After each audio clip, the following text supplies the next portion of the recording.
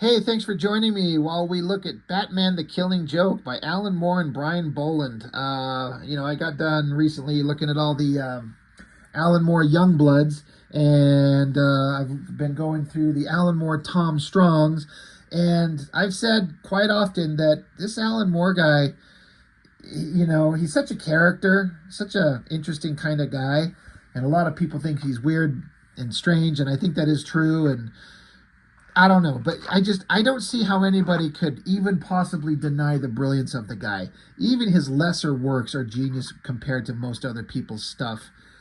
And he's so good at what he does. It just kind of defies description in a way. Um, I have not read a whole lot of DC books and not a lot of Batman comics. I mean, I've got some. It's mostly about the creative teams, whoever's on them, that gets me most excited. And I was not around to collect it. Well, I mean, I was around, but I didn't know about this. I didn't collect this when it was first released. And I just heard about it for years and years and years. Just Batman the Killing Joke. And I through just kind of reading articles and stuff, I got kind of the basic gist of the story. A big conflict between Batman and Joker. Well, I've heard that all before, but the big main kind of important part of it was that it's where Batgirl, Barbara Gordon, gets shot and paralyzed and permanently stuck in a wheelchair, and leads her to becoming the Oracle, which is a character, as I understand it, people are they really like that character and that idea, which I find kind of interesting because fandom these days can get really proprietary of these characters and make them feel like this is my character, this is our character. You can't do some radically weird thing to the character like paralyze her. They probably accuse the creative team of being sexist or racist or some kind of something because they took a woman and shot her and paralyzed her and put her through a horrible scenario in this book that Joker does to her. And it is a horrible thing, but there's horrible things that happen to all kinds of characters, and it's kind of a realistic take on heroes and villains and the horrible shit that could happen to them.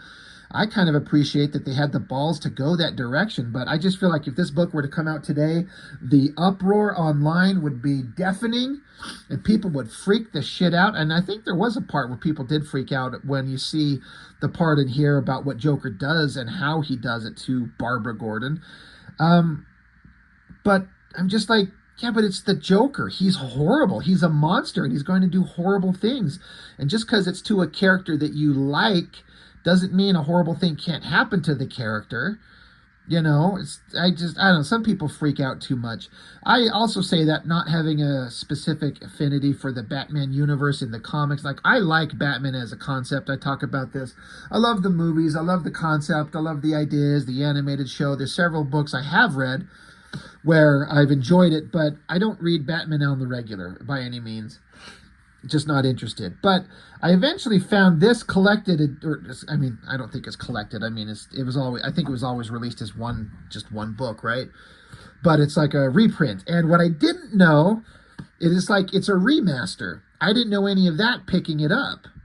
And so there's some differences in this version of it from the original version, and I'm kind of curious for those of you who've read the original one, do you like the remastered version? Basically, Brian Boland recolored the entire thing, the entire book.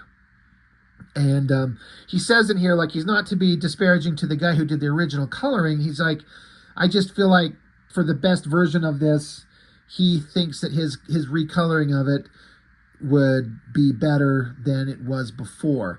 And so my really only exposure to this book is this version. I've seen a couple of pages of the old stuff, and I don't know. I'm curious as to what you guys think of whether or not the remastered version here, as far as coloring at least, is it better? Is it worse? Is it a downgrade? Is it an upgrade? I don't know. I was and when I dug this book out here to do this video, I kind of realized I'd never actually taken this dust jacket off to look at the actual physical book. I like to do that because you can see the interesting things that they do on this. And it took me a minute to, excuse me,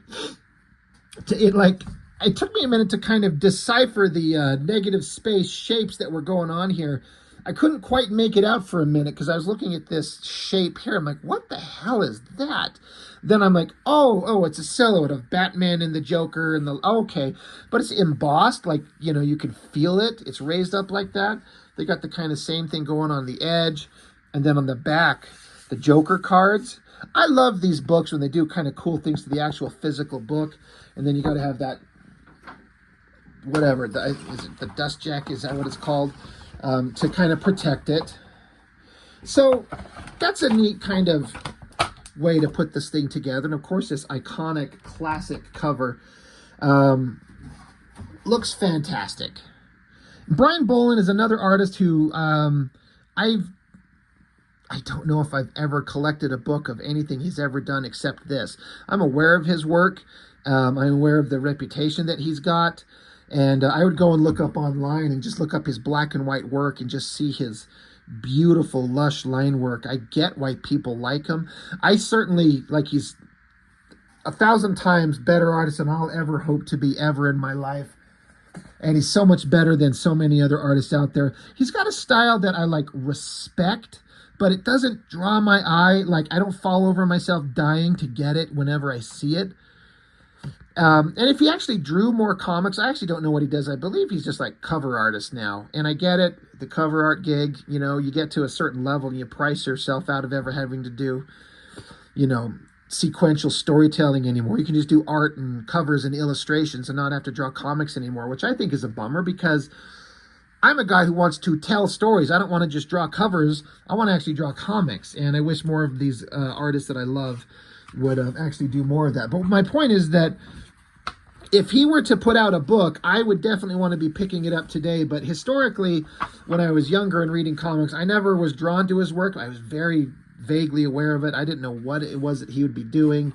So, but yeah, it's extremely good, extremely advanced stuff.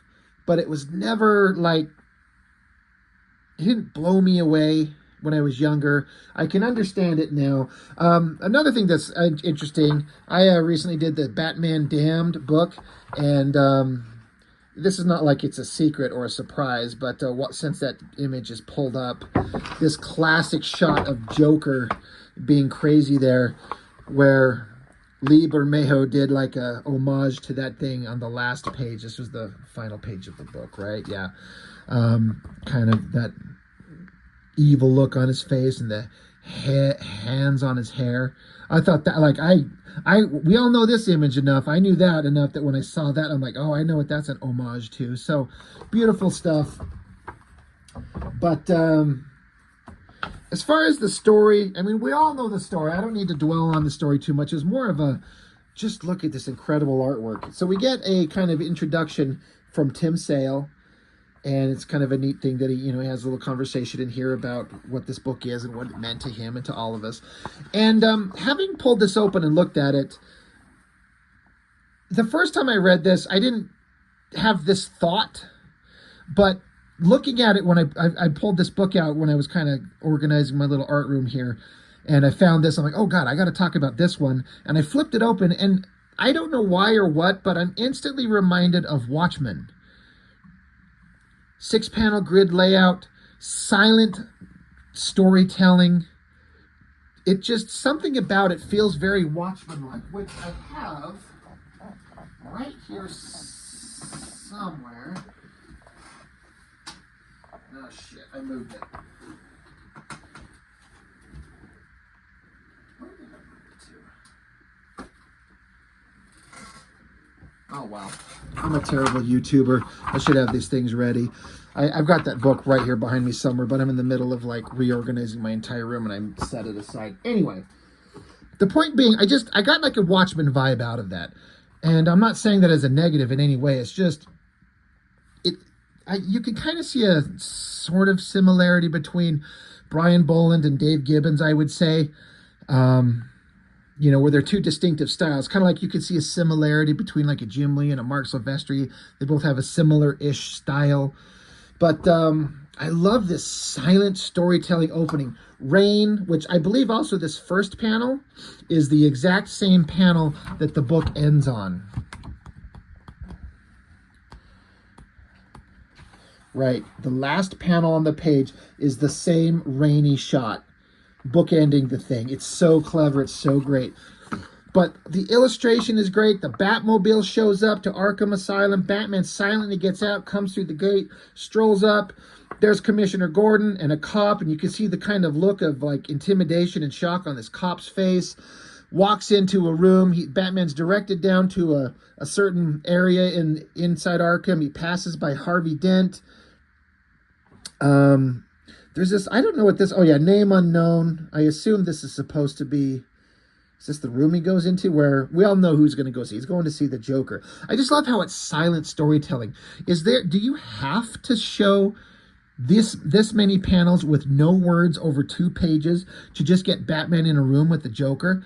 No, but you can control time and pacing in comics by slowing it down and forcing you to like observe each one of these panels and the story and slowly build up to it.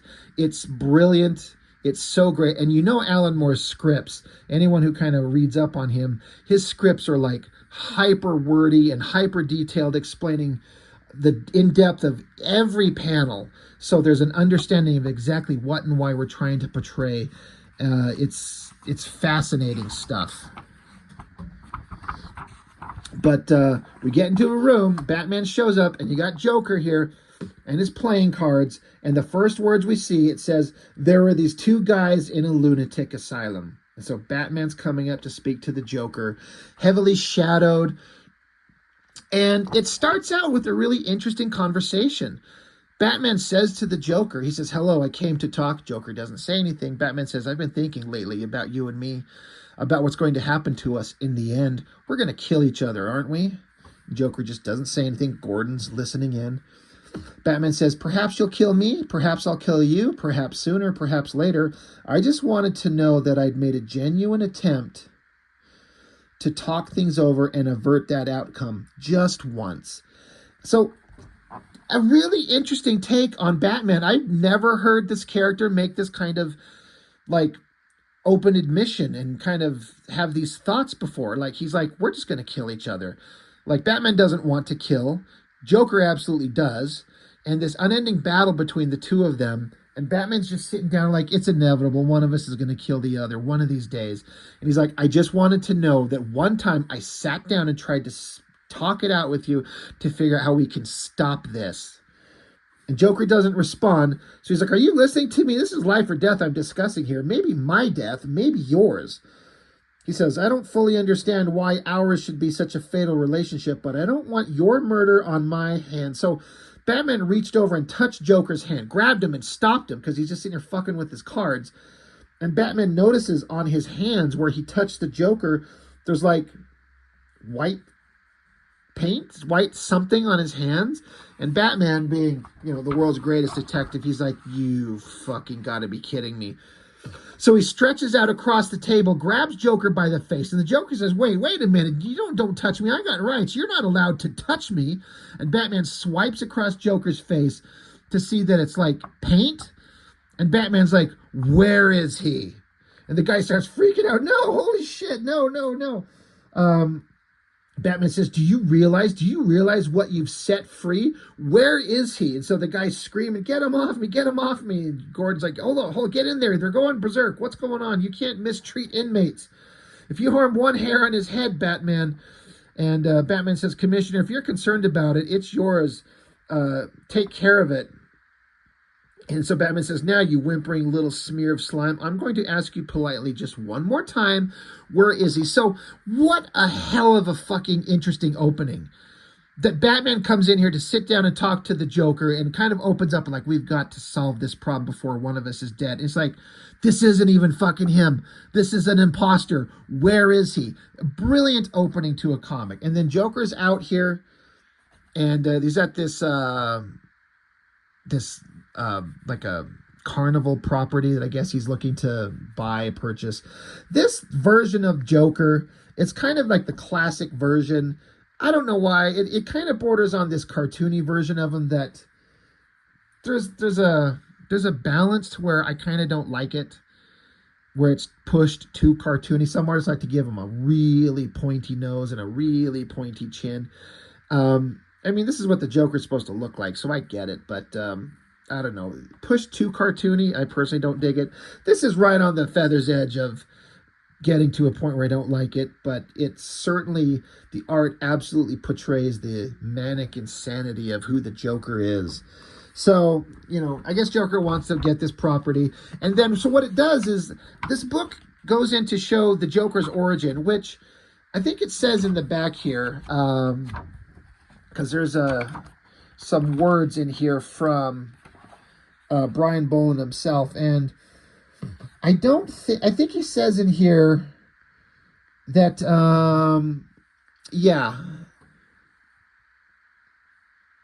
he doesn't think that we should tell the Joker's origin. And I kind of agree. I think the ambiguous kind of origin of a character sometimes is the better version of a character. I don't need to know where Joker comes from. A little hint of possibilities, sure. But I think that not knowing is the best way. That's why I kind of think personally the best depiction of Joker is Heath Ledger in The Dark Knight, because he's such an insane, brilliant genius. It's just the way the Joker should be. But the Joker in that movie also tells a different version of the origin of his facial scars. Like, he's fucking with everybody. We don't know where he comes from. Each one of these stories, is one of them true? Maybe. Or all of them lies? Maybe. And we have no idea where he comes from. And they talk about no fingerprints, no records, no nothing. Nobody knows who he is. And it's not necessary for this evil, psychotic character. But that being said, Alan Moore gets into, a story telling his origins. And so now the coloring goes into a different color palette that you see in comics all the time to indicate we're in a different time period. And in terms of like a Joker origin, I know that this has been around for a long time. This is from like the, late 80s? This might as well be the Joker origin. And it's kind of weird. I think this book is kind of out of continuity, but it also is in continuity, because I don't know how this story happens, but then the Batman and Joker story continues on without this being like an Elseworlds tale. But also, the permanence of Barbara Gordon paralyzed is present to this day. So it is or it isn't. It's both yes and no canonical storytelling. So I guess it's up to you if you want to think that this is the Joker's origin. It might as well be. He's kind of like a pointless schlub. We all know the story. We've all kind of read it. But it keeps going back and forth from the past and modern day, and Joker just being a horrible creature like he is. I like this, getting back into Batman and his Batcave. I like this kind of classic old picture. Like, he's got this framed picture of all these old characters.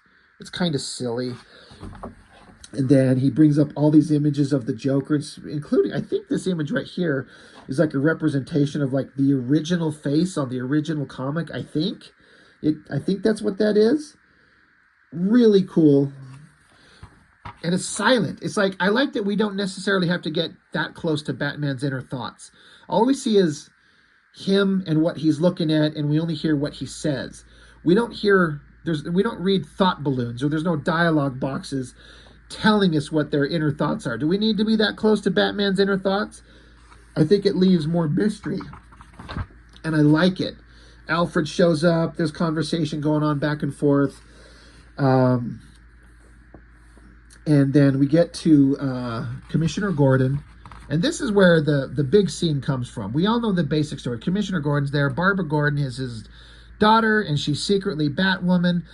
As far as I know, right, that's the story. I haven't read those books, but I understand the basic concept of the character, and I believe that's how it was going. And so Gordon doesn't know this, but somebody correct me if I'm wrong. She was Batgirl at this point, right?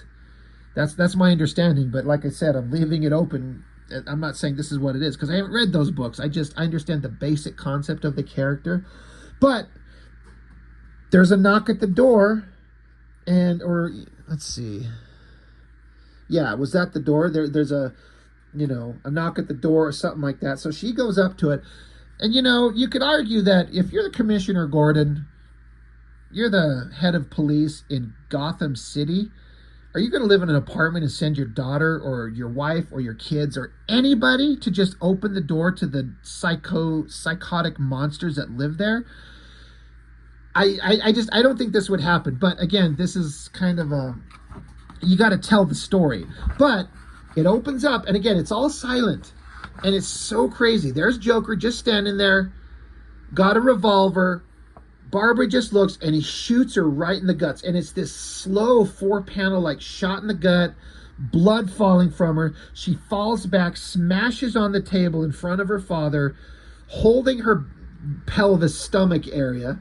And Gordon's like, holy shit, what? And Joker says, Joker starts talking absolute nonsense. And, Commissioner Gordon's coming after him, but, Joker's got his henchmen who grab him and beat the shit out of him. And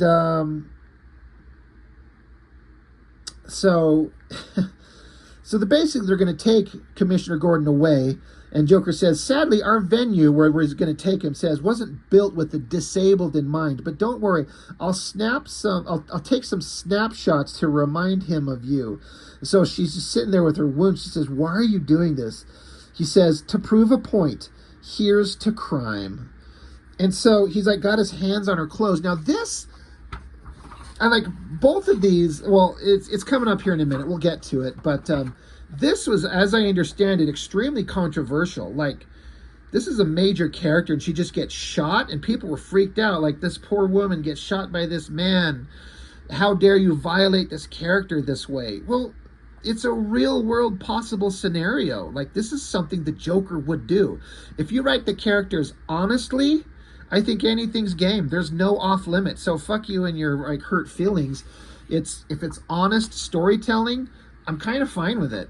So we cut back in time, where Joker, whatever his name was, I can't remember if they mentioned his name in here, but, he's kind of not doing well, and people are kind of giving, like, we all know the story. I'm not going to get into it too much. I don't want this video to go forever, but it's just backstory, explaining the character. I love how the coloring, again, I don't know what these pages look like in the original book with the original coloring, but I love this kind of like monotone thing to show the back in time history. But there's these red pops of the red hood, the red mask, whatever that thing is. And then a lobster, in full color. Or maybe it's not a lobster, it's a whatever kind of seafood that thing is. Anyway.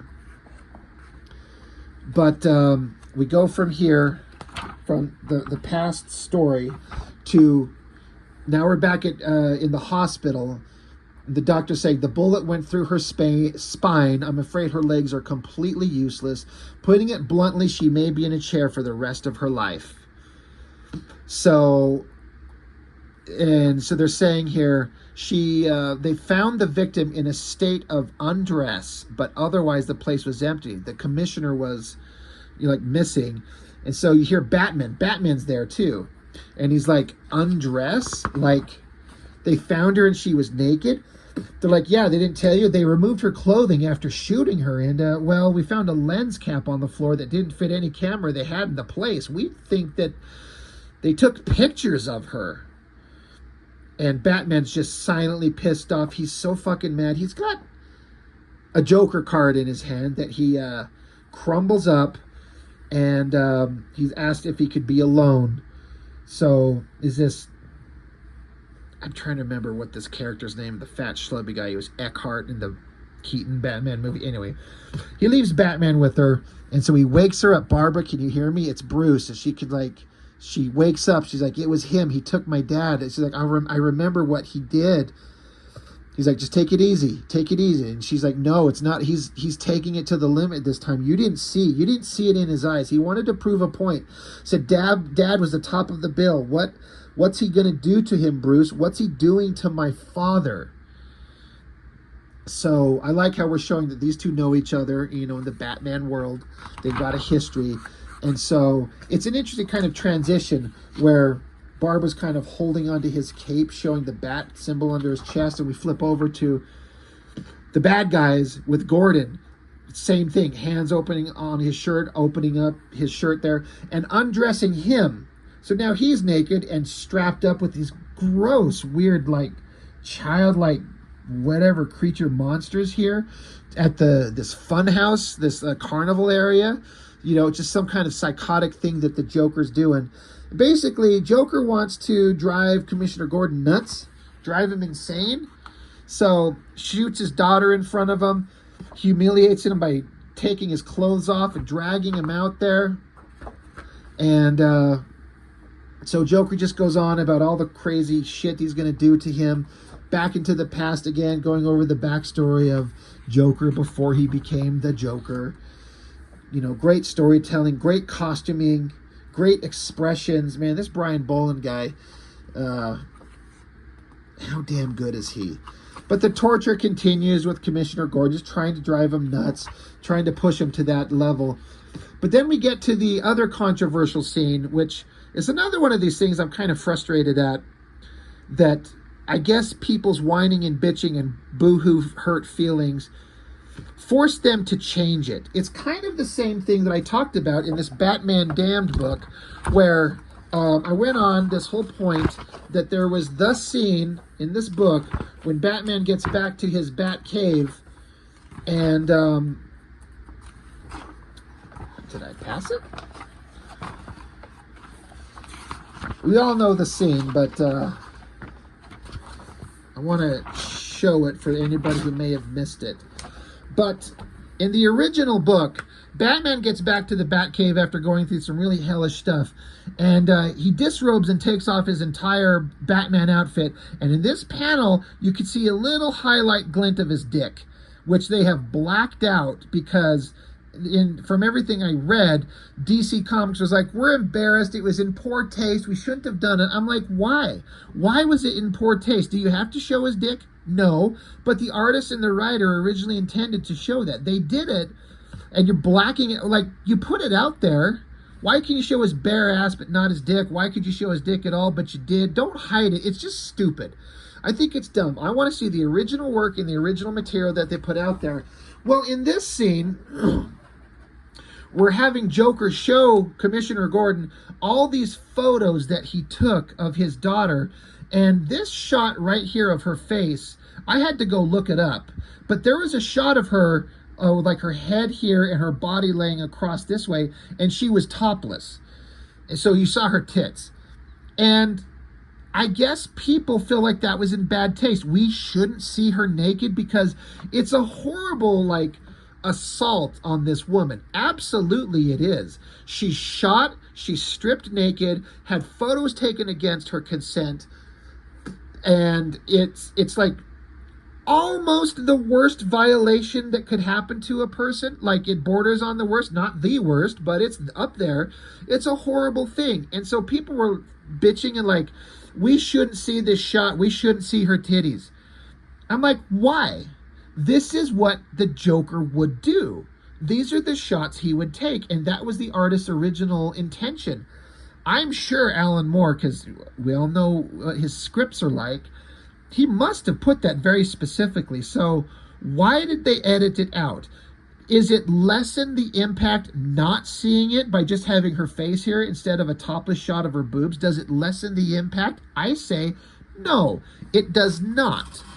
This is perfectly acceptable. What I don't like is like the original artist's work that was printed and put out there and that they feel like is the best version of this story. They've censored it, they've removed it, they've taken it away to protect our poor boo-hoo little feelings. And I fucking hate that shit. Let the artists put their work out there the way that they want to, showing what they want, displaying it how they want. Forget your censorship. Fuck your sad feelings. Show us the work, and if you don't like it, don't buy the book. You know, you don't have to pick it up. And it's supposed to be disturbing. So I'm kind of contradicting myself saying I want to see the original work, but I'm also saying the version that's here, the edited, altered, censored version, is just as effective.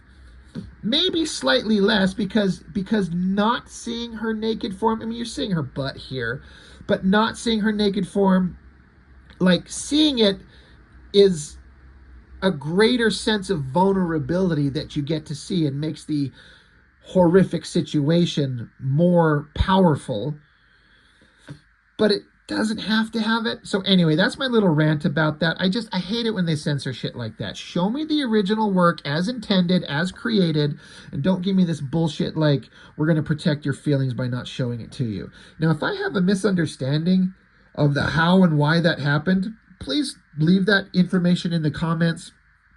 I would like to know if you know what Alan Moore thinks about it, what Brian Bolland thinks about it, what happened, and what do you think? But anyway, back to the Joker. There's one of those shots where, like I was talking earlier, where it borders on a little bit too cartoony and pointy and gangly for me to like it as the best version of the character in terms of visually depicting him. It's fine.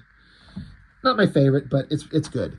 But now we get into Alan Moore does these crazy things where, like, these individual little panels here are like Gordon going through these levels of this carnival ride and all these horrible things he's seeing, and then meanwhile Batman is on the hunt, just going through the city, running into everybody, running into every criminal, you know, Penguin in the asylum, people on the streets.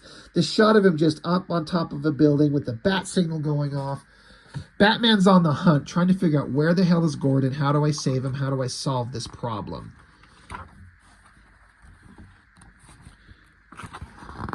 And we keep seeing these continuing shots of Gordon going through these rooms of horror, and he comes out of it and he's just like barely keeping his shit together. Joker's just trying to drive him nuts. Meanwhile, Batman shows up on the roof with the bat signal, and they hand over a card with a little bat symbol on it, and it gives a location, tickets to a carnival and amusement area.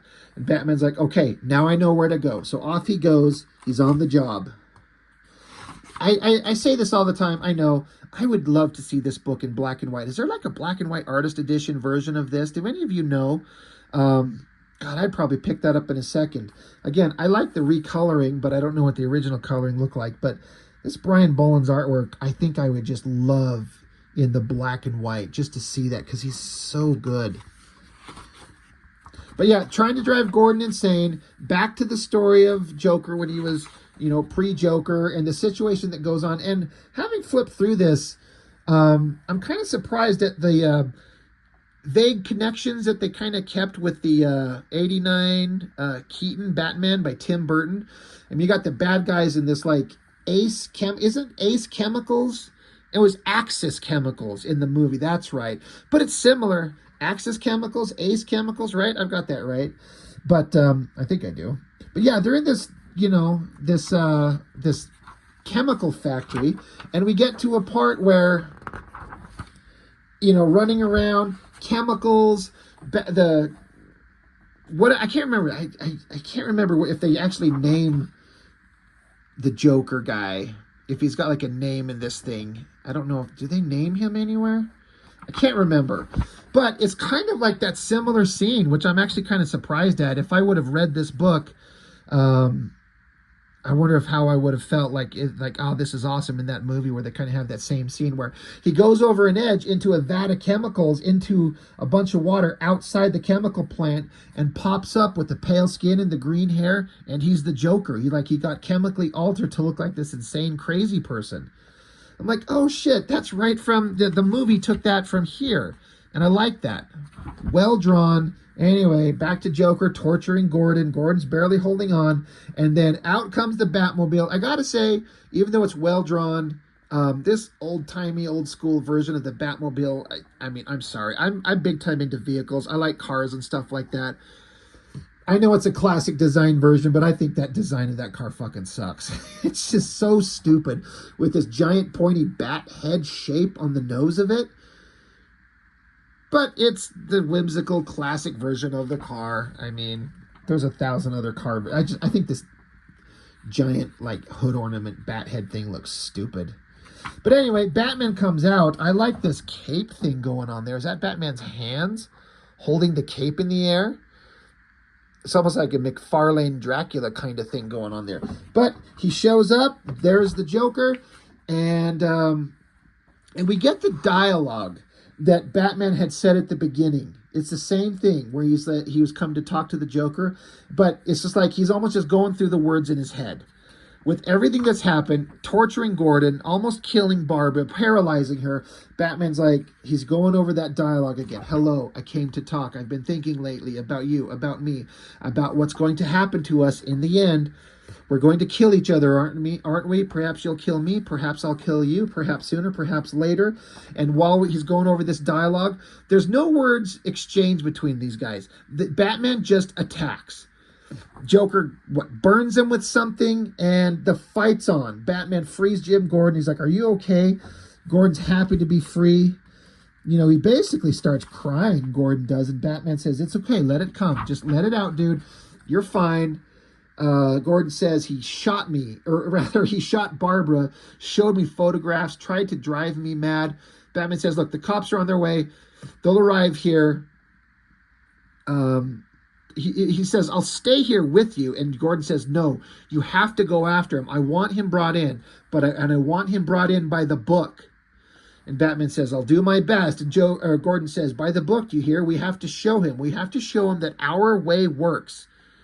So Batman goes into the carnival area. And so we get all these like crazy traps, like kind of, you know, standard Joker stuff, like evil faces on the wall, trapdoor with spikes that he has to barely avoid, running through here while Joker's taunting him and kind of talking about his past and his girlfriend who was killed by the mob, maybe.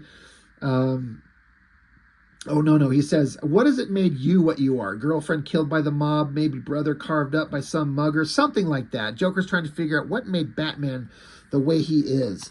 But they go on back and forth, and you know, Joker's like, it's all a joke. Everything anybody ever valued or struggled for, it's all a monstrous, demented gag. So why can't you see the funny side? Why aren't you laughing? Batman busts through the glass and says, because I've heard it before, and it wasn't funny the first time. Throws Joker through a glass wall. And, you know, they have their words back and forth as they keep fighting. I like this part where the Joker gets up to close to Batman's face and grabs his mask and pulls it down so he can't see. So Batman's trying to, like, fix his mask. Joker grabs, like, a freaking 2x4 and smashes him upside the head. Pulls out a knife. Batman is pissed now. Batman straightens up his mask. And without even looking, stops the knife strike, slugs him in the guts, punches him in the face, sends him flying. Like, Batman is pissed off now. Joker pulls out a gun, fires it, but it's got the little sign clicky click click thing. And he's like, Joker's like, God damn it, it's empty. So now Joker says, well, what are you waiting for? I shot a defenseless girl. I terrorized an old man. Why don't you kick the hell out of me and get a standing ovation from the public gallery? And Batman says, because I'm doing this one by the book. Because I don't want to.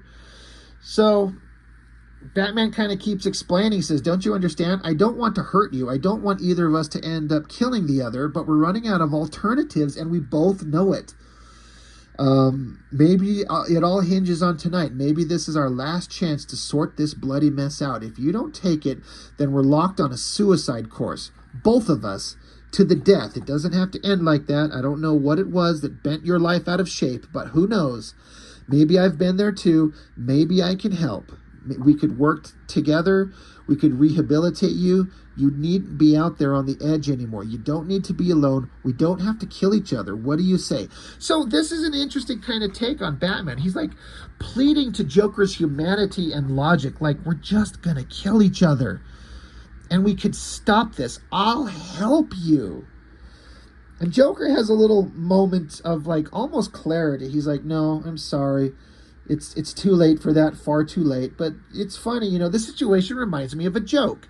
So, again, this is kind of like the final battle between Batman and Joker in a way. It's kind of how it reads.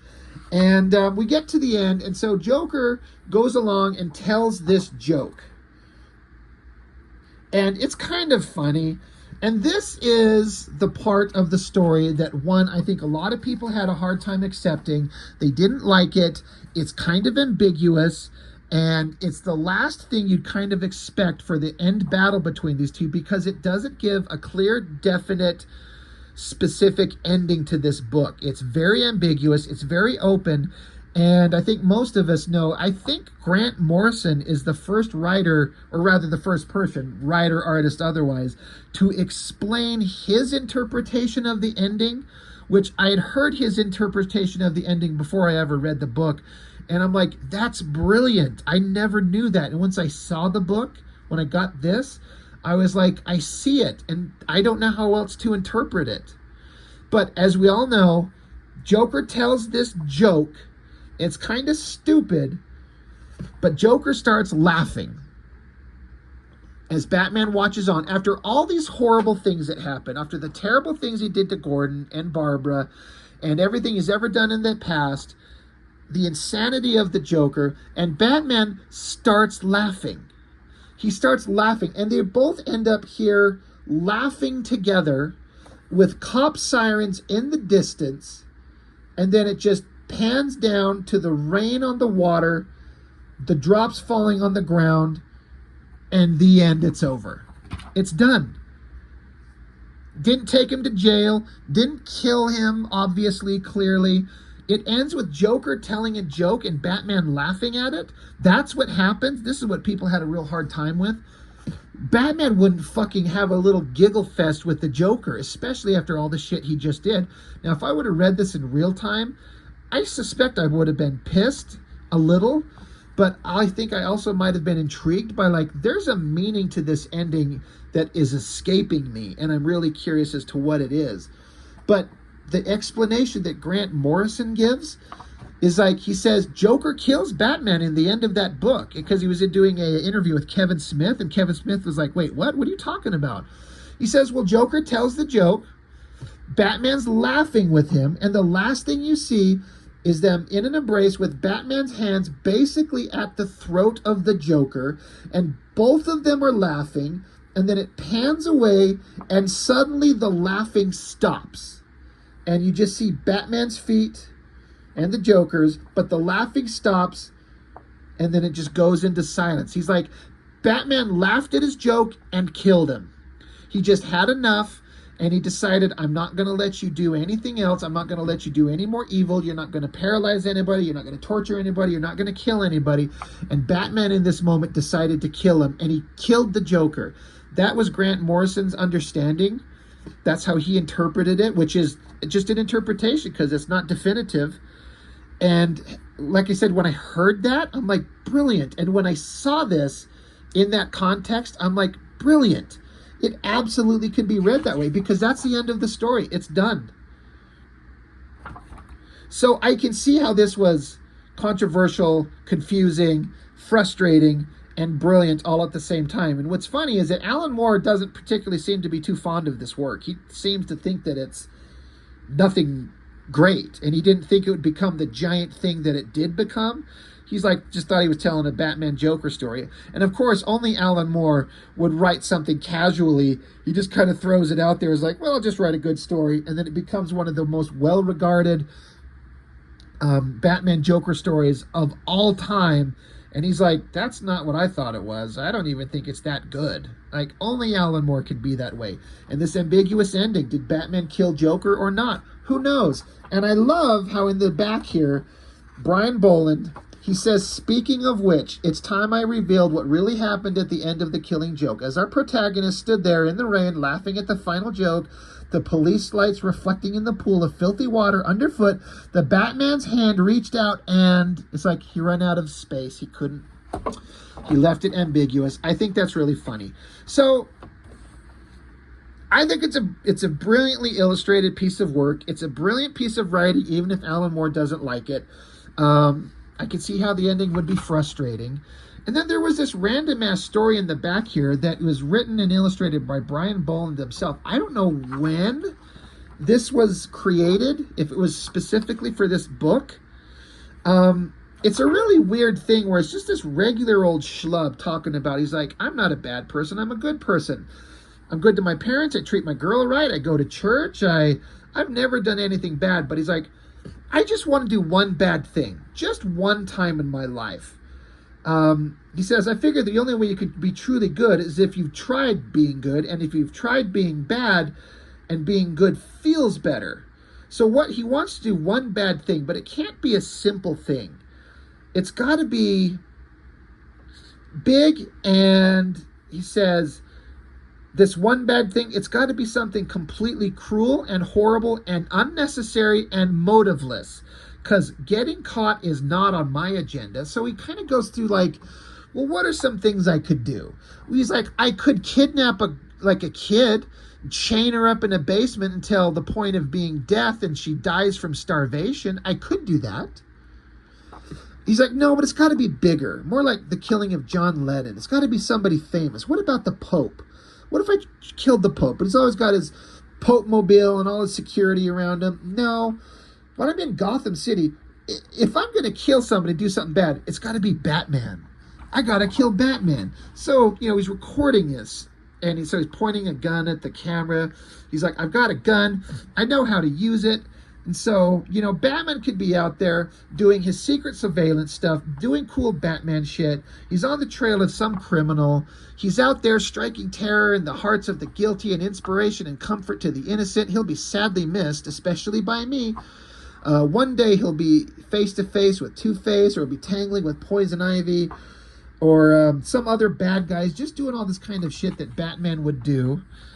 He's going to do all this stuff. Maybe he'll run into the Penguin and there'll be some big, whimsical, stupid kind of gadget like an enormous typewriter or something. But Batman will defeat him, and, he'll leave the bad guy to ponder the error of his ways, because let's face it, crime doesn't pay. Goddamn, all these illustrations are beautiful. And he's like, Batman will be standing there. He'll take a moment of pause, turn his face illuminated by a single light, a splendid avenger of the night, and then from a dark alley, or a window high up, or a grassy knoll, or some other place, there'll be a glint, and then bang, and Batman's shot in the head, boom, brain splattered, and he falls, and the guy says, and he'll be dead. Yes, I shall miss him, all right. The bullet will find its mark. But as I said before, I'll miss him. I've always been his greatest fan, but also his greatest enemy. Before anyone finds him lying there, I'll be long gone. I'll destroy this tape. I won't have a motive. I won't leave a clue. I'm just an innocent guy. And then he's like, I think I'll go finish my college education, marry my girlfriend, and have a couple of kids. A boy and a girl would be nice. Live a good and blameless life, and go to heaven when I die. And then that's it. I'm like, what the weird, wacky story is this about? I mean, it's interesting. I like how this guy, it's like a theoretical kind of situation of this guy who just wants to do something cool and awesome and evil, and it's got to be big, and it has to be a secret. He doesn't want to get caught. So he's like, I'm going to kill Batman, and it's just going to be a shot. I'm going to take him out. He's going to be gone, and no one will ever know it's me. Somebody will just find his dead body, and then now that I've done my bad thing, I can continue on with my good life. Weird, crazy story. I don't understand what the point of it is. It's interesting, but what a weird thing. And that's just some random thing thrown in there. And then, of course, we get some of the fun stuff, process pages, photo reference that he used to create the cover, conceptual sketches, things like that. I wish there was more of it. But that's basically it. So, Batman the Killing Joke. Like I said, I wasn't there in original real time to read this, so I only got to experience it years later after kind of knowing what happens in it and read a lot of the conversation about it. So my experience with it was somewhat unique in that, I read it after the fact, decades later, with knowledge and people's opinions already in my head. But I'm curious as to what you guys thought who read this when it came out. What did you think about it? What did you think about the ending, the paralyzing of Barbara Gordon, the laughing at the end with Batman? Did it piss you off? Did you find it genius? Did you love the ambiguity? I don't know. I'm really curious as to what people thought, but beautiful artwork. And Alan Moore, again, like I said, even though he doesn't like it, he's kind of dismissive of it and thinks it kind of sucks. Become like one of the biggest, if not the biggest, Batman story of all time. I mean, there's several out there that could be in that category, and this certainly has got to be in, the top 5. So that's all I've got. Let me know what you think. Let me know your thoughts. I'd love to hear them, and I will talk to you next time. Thanks. Bye.